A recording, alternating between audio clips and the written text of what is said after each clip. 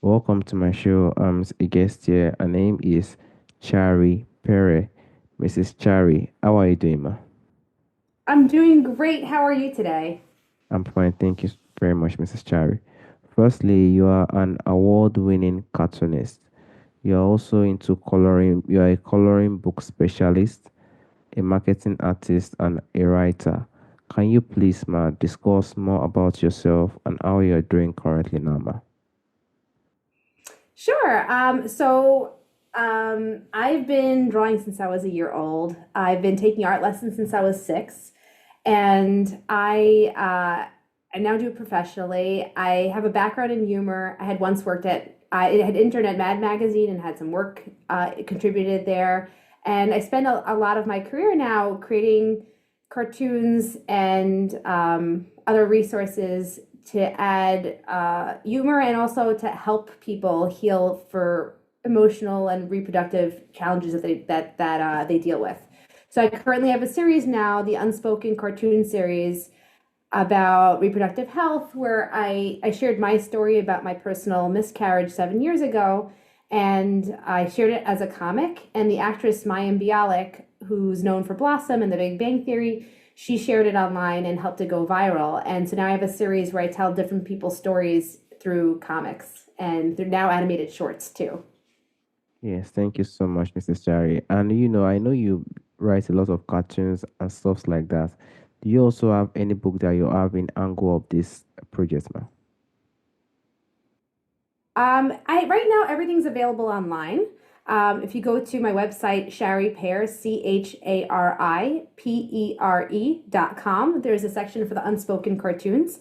I have a very limited edition book that I haven't put out online. I just had it done for a recent conference, but eventually I hope to have the whole series in production as a book for purchase. So that's the dream. I want to keep telling more stories and working like that. All right, thank you so much, man. Firstly, no matter what someone is doing, there's something that will definitely inspire you. I know you usually talk about your miscarriage during your cartoons, but what do you also think inspired you to use cartoon as a medium to talk about the sensitive topic of miscarriage, ma? So I've been tackling other topics for many years. I grew up being bullied, so bullying was a very big issue for me. And one of my first graphic novel jobs was to do a comic about a bully prevention with featuring a superhero nerd who helps people defend themselves called Super Dren, the De-Victimizer, which I think is actually available on Amazon. And I've done coloring books for kids with diabetes. That's my first job that I had right out of college. You know, I've always been pretty open with my life, and I've always tried to use my cartoon skills to help the world as much as I can with my my little section of the world. Mm, My One of my jobs out of college was I worked partnered with the author Gretchen Rubin, whose book The Happiness Project was a #1 New York Times bestseller, and I created a supplementary cartoon for her and how her quest to discover happiness. So I really like cartooning is important because it's an easy digestible format to help people get messages across without being too heavy. And I love being able to write and draw and hit people using that skill set. all right, thank you, Mrs. Chari. There are many ways someone can pass a message. Why do you think cartoon are such an effective way to communicate about complex and also emotional topic like miscarriage, ma? I went to the School of Visual Arts and majored in cartooning for college. I graduated valedictorian from there. It was the greatest experience of my life. I loved every minute of there. And they really hammer home, about comics that it's really iconic. So with my style and with comics in general, you try to create a basic representation of a person, the essence, the eyes, the nose. We all have the same features. But when you write and draw comics and show people and depict them as a comic, they feel like they themselves are that character. If you watch a movie or if you read an article, you really see that actor. It's that actor's story, and you read that article, and that's the person's story. But especially when I put my unspoken series, I really try to make it in a way that the person reading the comic feels like it's coming from their eyes, it's their perspective. I try to keep simplified characters, so that people can see, I try so that people can picture, oh, like, oh, that kind of looks like me too. Or try to create a universal style that everybody can relate to, so that they can interject themselves into that situation. And I feel like it's a very strong way to engage people in topics that are otherwise very difficult. I mean, who really wants to sit there and read very heavy stories all the time? Mouse was the founding father of graphic novel storytelling in this vein, and Art Spiegelman told the story of the Holocaust using mice and cats and dogs to really bring, they're not really depicting one person. It could be you as that mouse, or you as that character. So there's so many tools to make cartooning feel like you are the person experiencing that story firsthand, and it's a really wonderful medium. Thank you so much, ma. And have you personally noticed any shift in how people discuss miscarriage since you began creating this work, ma? Yeah, it's a totally different world now. When I had my miscarriage 10 years ago, and that was 2014. And when I had my miscarriage, my husband wasn't around.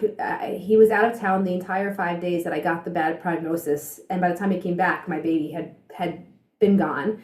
And I went online. I was by myself. I had a very active toddler, and I was by myself at night, no one to talk to. So I was online looking for other people to share their stories, so that I wouldn't feel like I was the freak who couldn't keep my pregnancy together.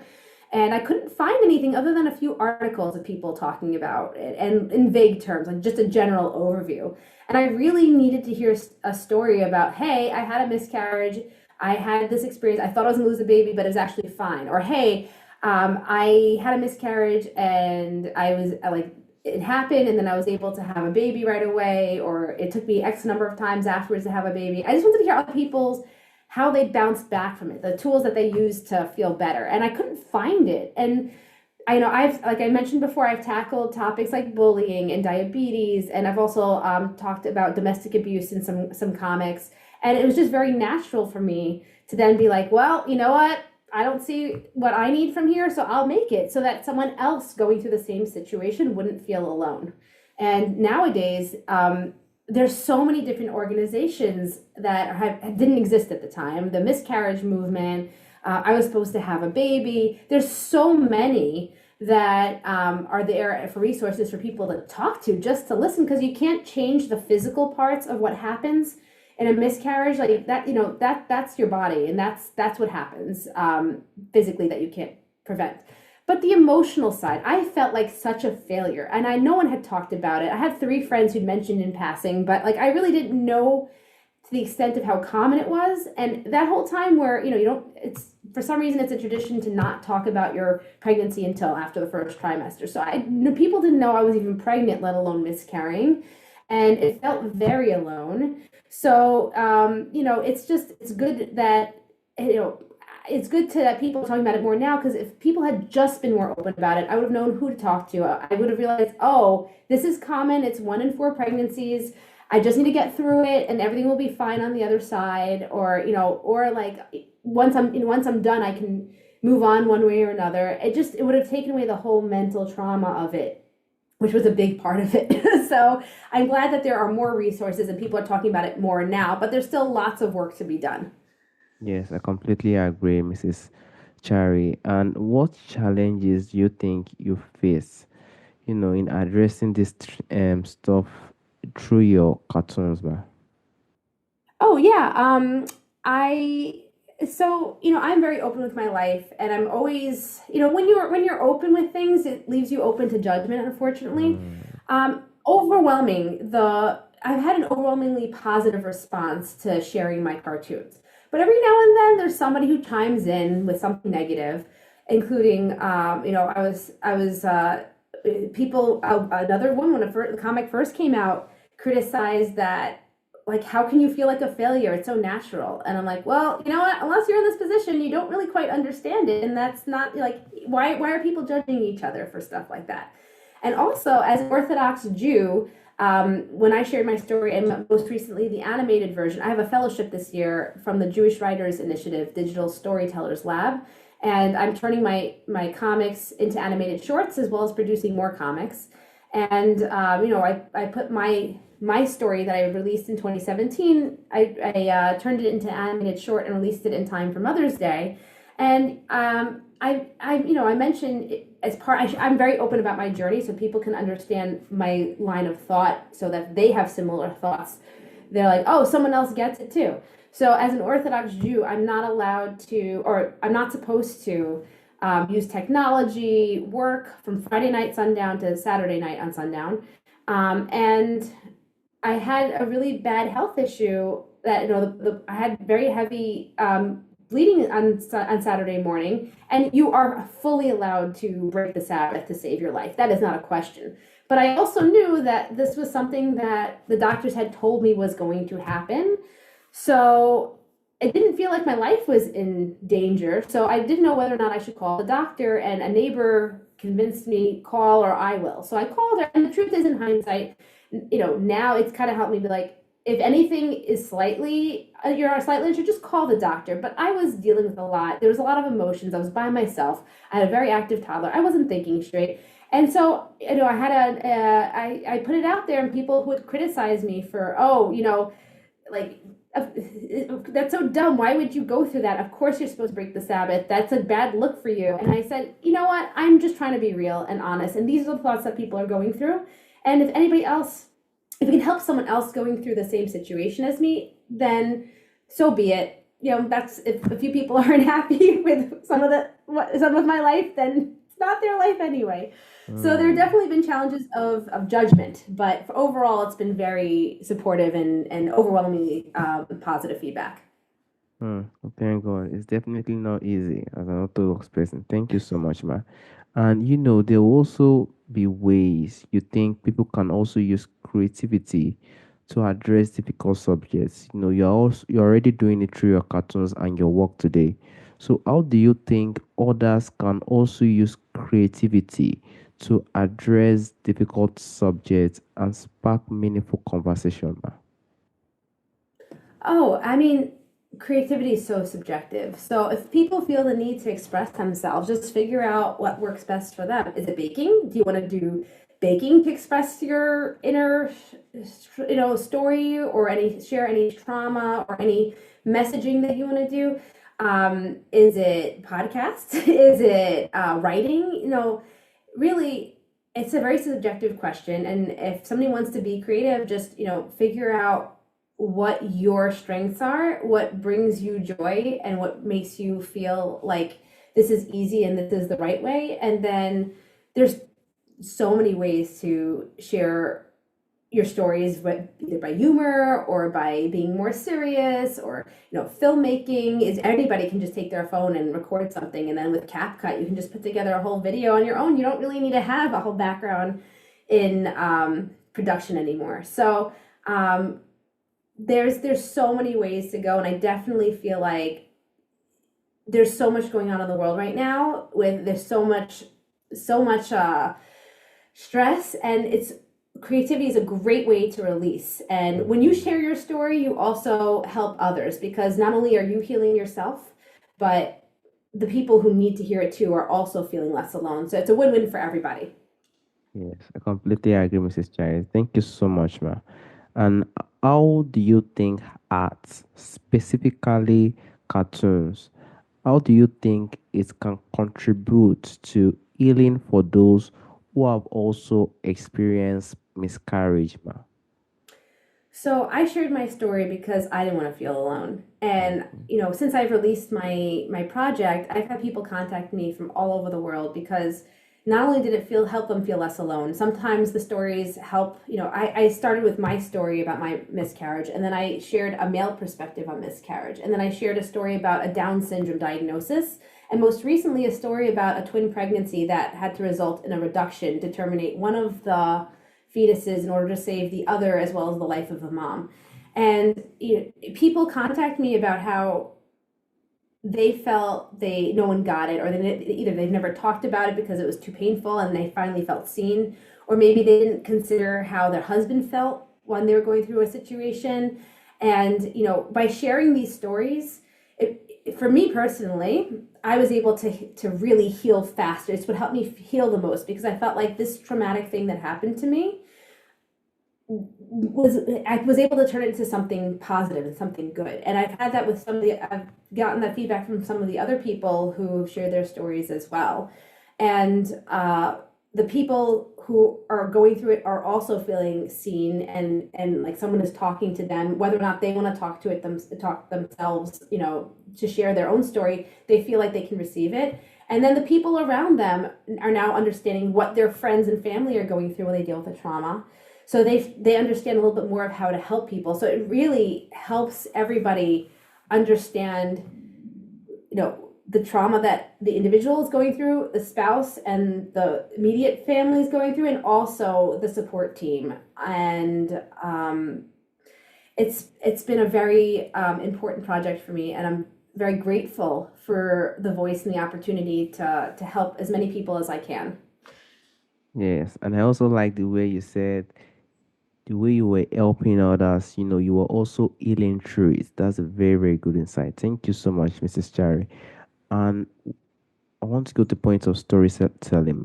What role do you think storytelling play in helping people, to process grief and loss, ma? Well, that's a very important question about how storytelling helps people process all this. Storytelling is connection, right? It only works if one person is talking and at least one person is listening, right?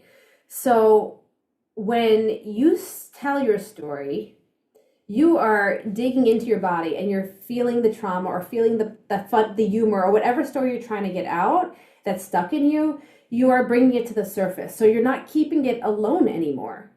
And then when you tell it to someone else, not only will it help them if they're going through something similar, it also gives them, if they're not going through the trauma and they're just there for you to listen to your story, you're giving them an opportunity to listen to your insight and to help you. So it gives the loved ones who like really want the best for you an opportunity to be closer with you, to help you, to feel love. Relationships go both ways. So storytelling isn't just about getting your own emotions out there. It's about bringing people together. And when you give yourself the opportunity to process grief with someone else who loves you and wants to support you, it brings you closer.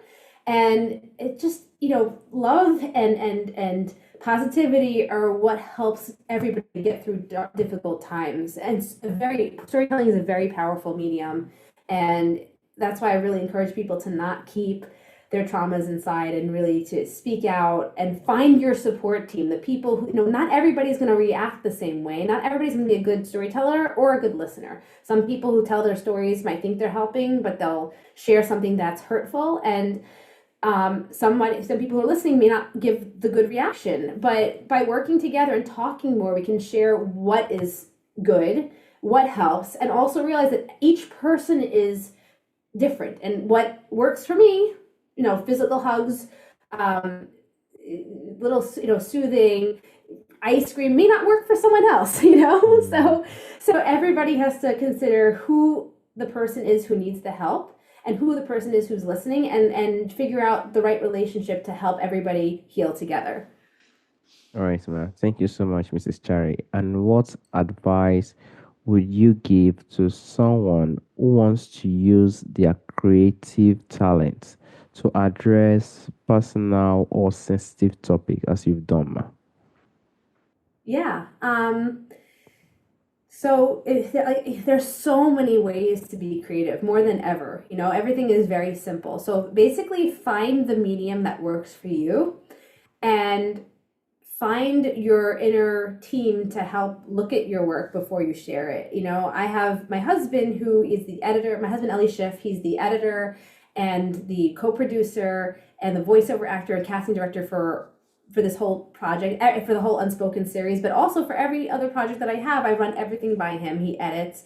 I have a team of trusted friends from college and from over the years who I reach out to edit my work, give me positive feedback. So you can create stuff. There's two things you can do. You can either create something for yourself and just put it out there. And if you wanted to make a bigger impact, share it with people. Get their feedback.